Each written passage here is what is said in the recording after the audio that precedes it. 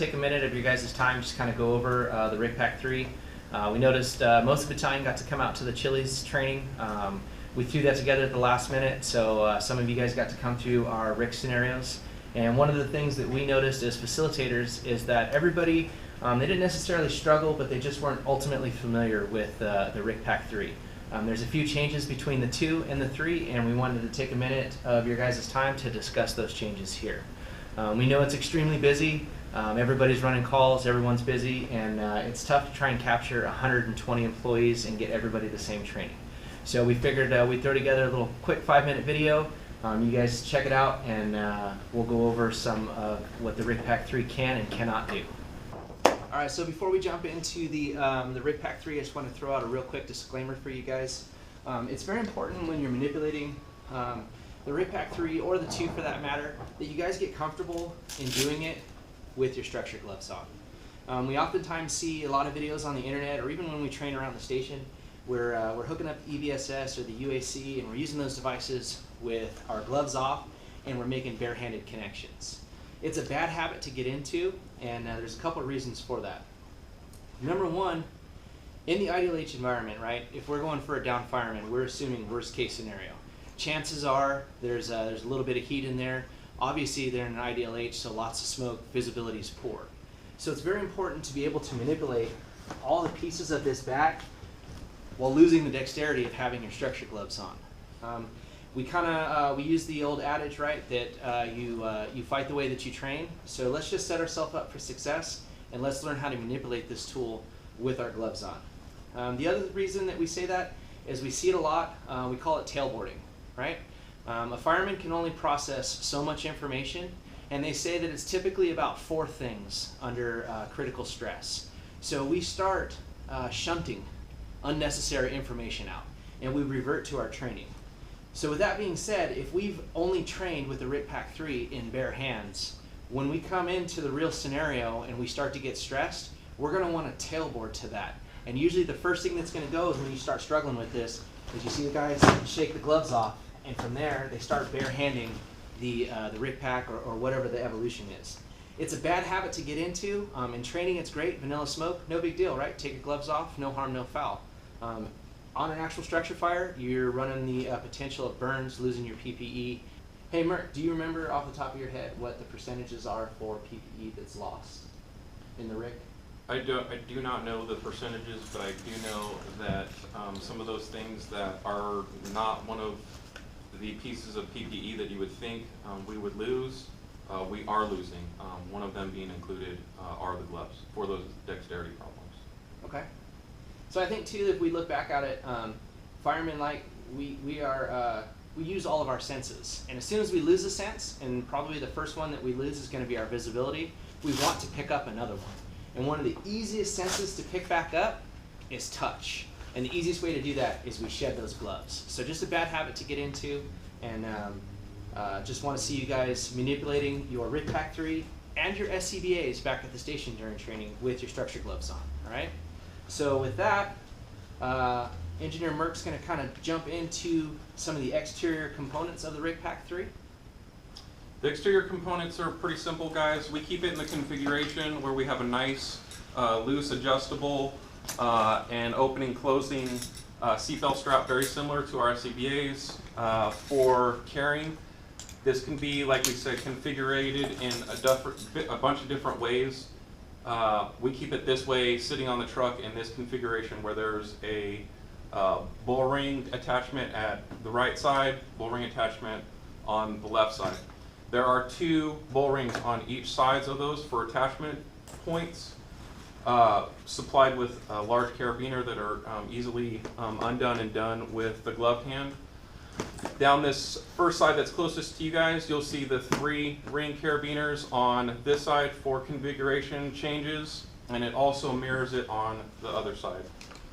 Hard canvas, durable construction up on top, where we can access our tools and webbing. We carry cutters in both the pouches on each side, and a piece of webbing on each side if there was any need for you guys to have any patient packaging needs while you guys are hooking up the Ric Pack, that is available to you. One of them is a rip away. This rips completely away, and you can access through and through the full pocket to your cutters and your webbing. As far as the components, for the underside of the Ric Pack, it has a really great, very durable plastic bottom. It's great for sliding and can be used and abused, and it's not going to show any of that wear and tear like it would be if it was dragged on normal canvas. Meant obviously to slide very easily on that plastic part and not the canvas part, but you know, situations dictate themselves. As far as the configuration for the high pressure and low pressure side, do we want to get into that? Yeah, let's talk about that. I see you got two different handles here, right? You got two different sides. They look like they open up. So what's the difference between the two? Essentially, there's a high pressure and a low pressure side. No bare bones about it. That's as simple as it gets for our Ric Pack. So if we expose this side, it's got the T-handle, rips away, and exposes all of the high pressure side to the Ric Pack 3. I would say probably one of the most important things before you guys enter the Ideal H atmosphere is you're going to want to make sure that this bottle is turned on.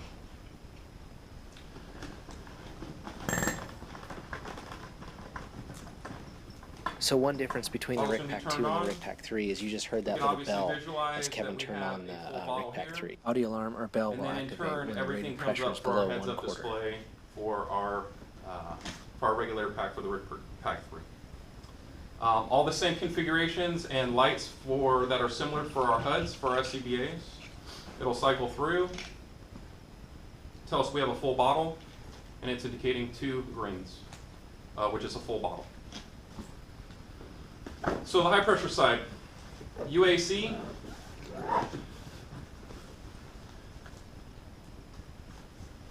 UAC connection. All of our SCBAs in the County of Riverside have the UAC connection, which is basically a method of delivering air to a bottle, a down firefighter, via the cascade system. So if Brian has 3,000 pounds, or excuse me, if Brian has 1,000 pounds of air in his SCBA, we have 3,000 in this, we basically will equalize and give him 2,000 pounds of air. This connection is intended to be made wherever we find Brian. We may or may not need to move him to a point of refuge, a better place for us to work. We're going to hook up this UAC connection, which we'll show you in a minute, and it has a bit of a reflex time where that fill time is roughly around 7, 8, 9 seconds for it to react, fill Brian's bottle up, and it is meant to be disconnected at the site, repackaged up as best possible into the Ric Pack 3, and then we are coming up with our plan to either stay in that place of refuge with Brian or move Brian. All right, so that's our high pressure side there, right? UAC connection. SCBA is manufactured after, I believe it's 2006, according to NFPA, has to have this universal air connection. We call it the UAC. So we have the ability to run with several different agencies out here in the desert, right? We have the City of Palm Springs, Cathedral City Fire, and then if we go a little bit further to the west, we have Morongo Fire Department as well. All of those, they use different manufacturer SCBAs, but all of them we are able to use that UAC connection and be able to transfill air between a higher pressure bottle and a lower pressure bottle, right? So moving on from the high pressure side, what's over on the low pressure side? Okay guys, as we transition from high pressure to low pressure, the Ric Pack 3 has been sitting here motionless for probably more than a minute. Just want you guys to notice that it's not cycling through any firefighter down alert systems, okay? It is not built into the component of the Ric Pack 3, just so you guys are aware. All right, so we'll flip this thing around, move to the low pressure side. Gives us a couple different options for our air delivery. With that being said, it's all low pressure air that's given. Stuff that's going to be familiar, definitely familiar for you guys out there in the field, is this connection. It's already built into our SCBAs currently. and has the same way of connecting that you guys are already using via SCBA to SCBA. We have the ability to go Ric Pack 3 right into your EBSS.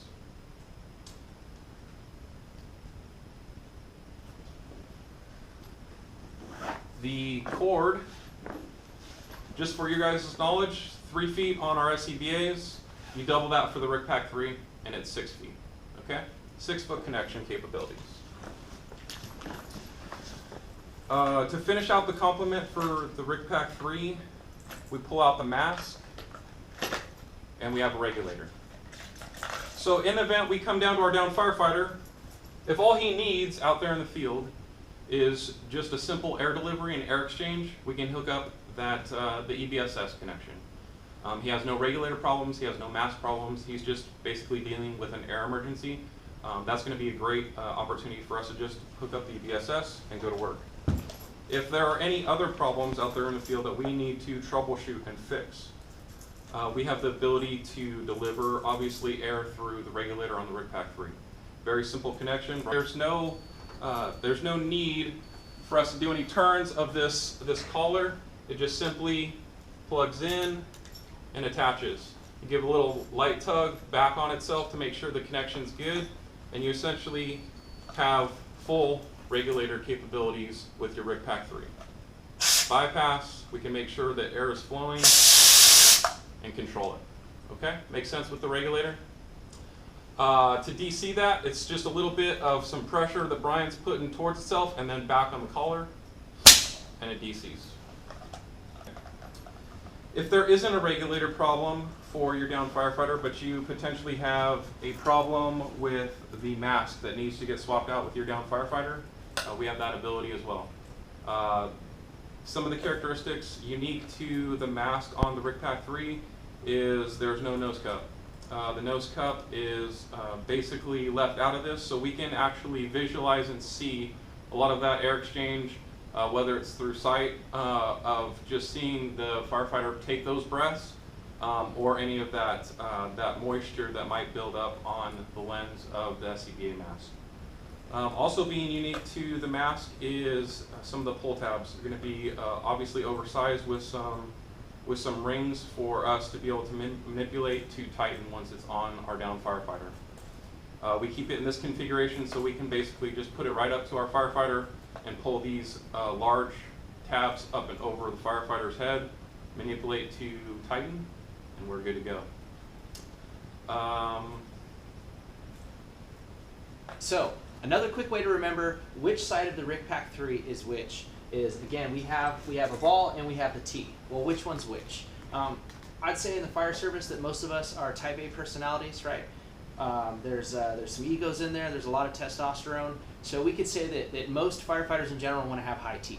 So if we remember the T high, right, we want to have high T, that's our high pressure side.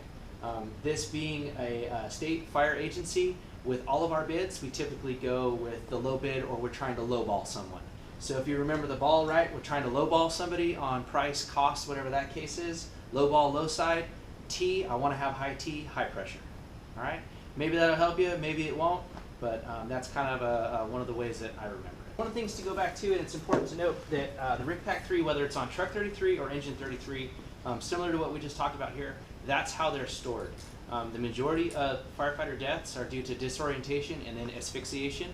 So that's why our regulator is not hooked up to the EBSS when it comes out of the pack.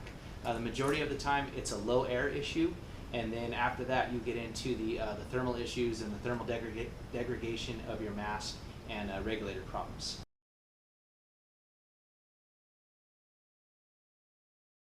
So one of the other things that we want to talk to you guys about, and this is going to be extremely important once you locate your downed firefighter, is the pack can. So you see as Kevin and I are coming in the room here, we're utilizing good search technique. I show them exactly where I want to go on the thermal imager. We're isolating ourselves as we come into the room by closing doors. We locate Jerry, and we're going to perform our pack can assessment. First we start with the P. So I want to get Jerry into a position and I want to control his pass. I want to turn that off so that my partner and I are able to communicate and that I can hear any vital radio traffic. Speaking of radio traffic, now's a good time to also turn off the down firefighter's radio. At this point, he's not really going to need it, and all that does is add feedback when you try to key up your speaker mic, and puts a loud, audible squeal out over the radio. Next is A for air and assessment. I'm going to check the down firefighter's air, and I'm going to communicate that to my partner in either halves, quarters, or full. A real simple way to check the air of your down firefighter is to crack the rubber seal on the facepiece and see if you can hear air escaping. After I've gone through those steps, I perform my assessment. I take an overall look at the pack. Is the facepiece damaged? Does the regulator appear to be working correctly? Once I've gathered all this information,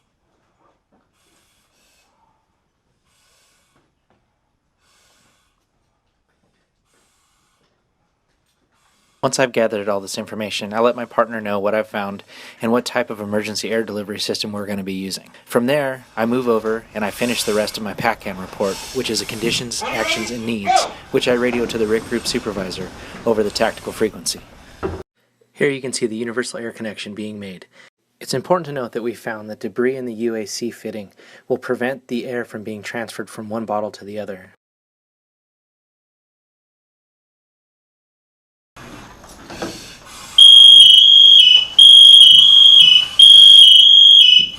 In this segment, we're going to be connecting the EBSS to Jerry.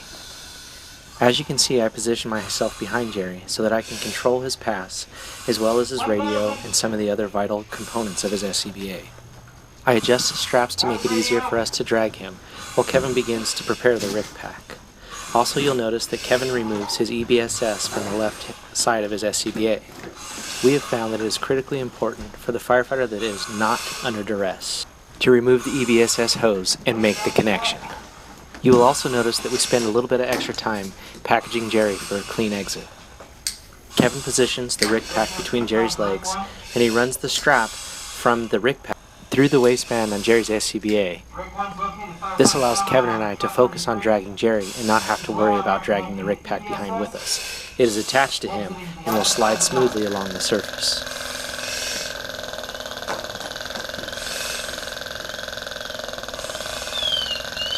Remember that every time we use the EBSS, whether we're using the connection from a Ric Pack or a connection from our SCBA, that it will breathe off of the lowest bottle first. Also notice that as soon as the connection is made, the vibra alert activates in the mask.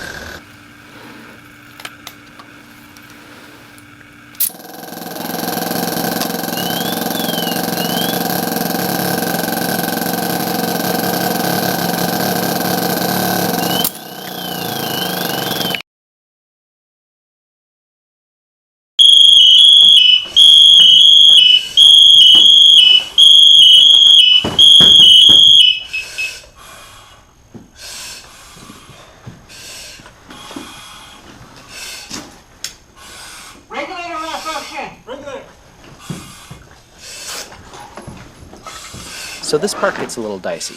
No one's going to be too pumped that you start grabbing on their facepiece, getting ready to remove the regulator in an IDLH atmosphere.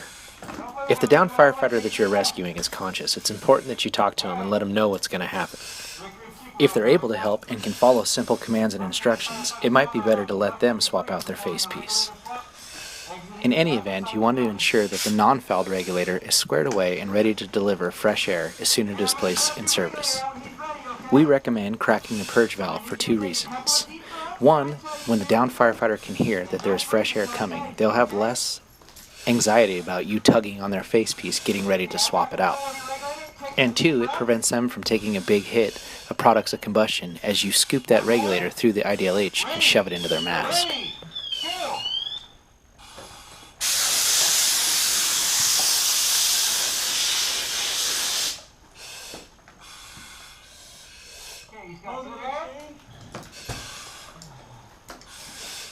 Package him up.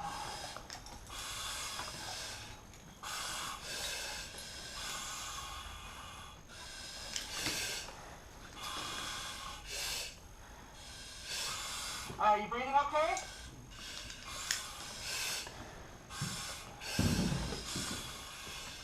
Alpha sign, ready, go.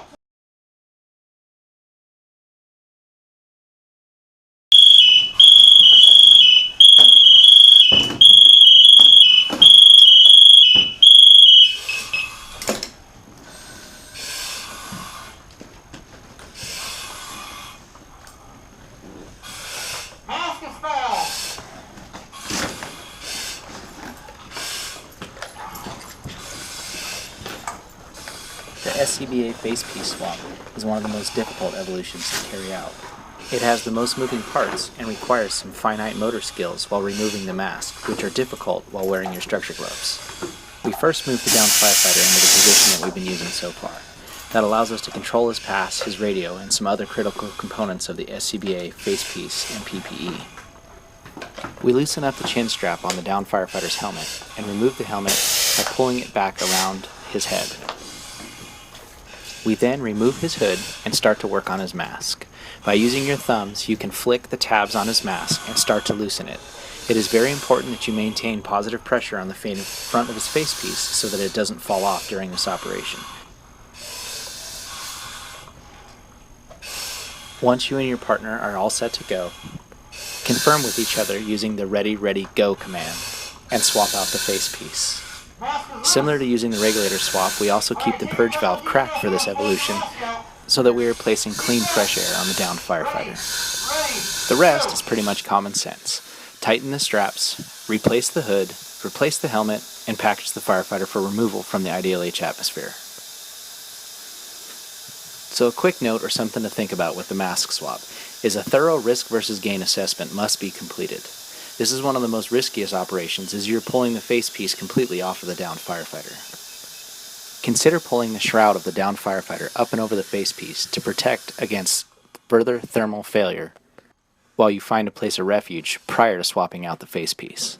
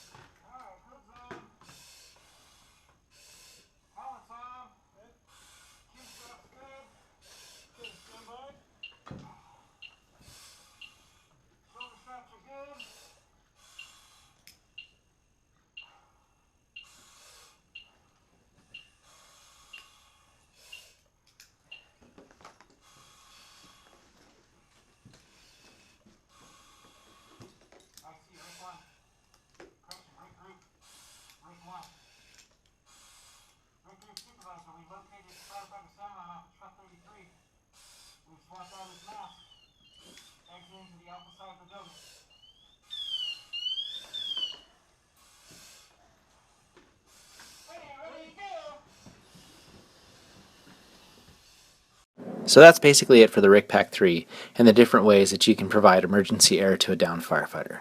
When we started this project, we thought it would take about 5 minutes, but in the end it took about 25. Hopefully you guys found the information useful, and we'll make one of the Ric Packs available for the engine or truck to anybody in the battalion that wants to check one out and train with it at their fire station for a while. Have fun and remember, it's a way, not the way.